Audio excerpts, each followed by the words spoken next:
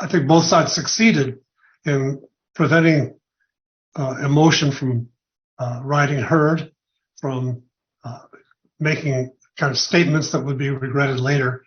I hope this thing, can really get over, because we have more important things in the bilateral and the multilateral relations. What I hope is that we could use this incident as a way to try to make the communications more sustainable and more stable and more effective between our two sides.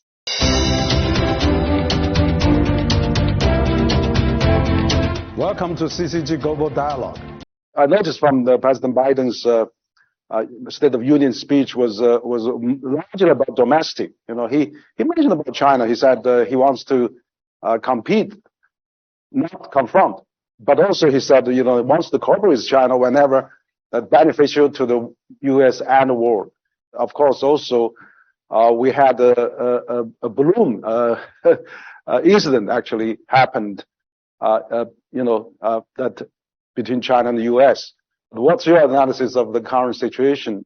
I think it was a clear indication that President Biden is looking to sort of tamp down rhetoric and right size the kind of rhetoric and attention that negative attention in the U.S.-China relationship right now.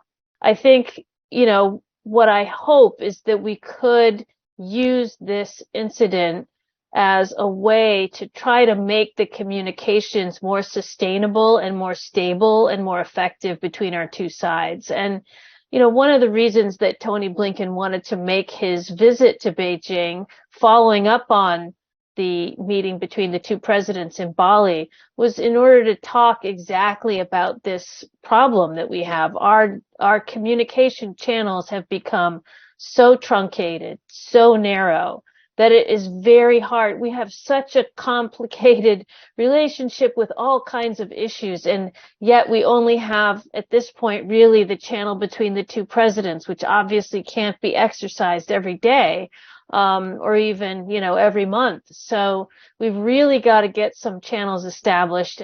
The response on the blue incident was quite reserved, as far as I can see, from Chinese side as well. I hope this thing, can really get over, because we have more important things in the bilateral and the multilateral relations. Both sides were careful in the aftermath and as the events unfolded to not choose language that put the competition starkly or to issue ultimatums, rather to sort of try to stay in touch with each other so that we did not see what isn't quite emotionally received by the American public and media as something, as a precursor to sharpened conflict between the two sides.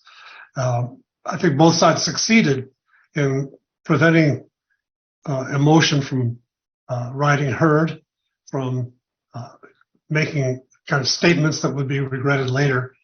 But we've still got a lot to patch together.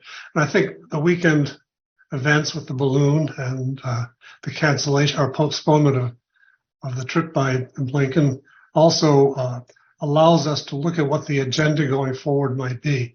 How do we build a more constructive way of dealing with one another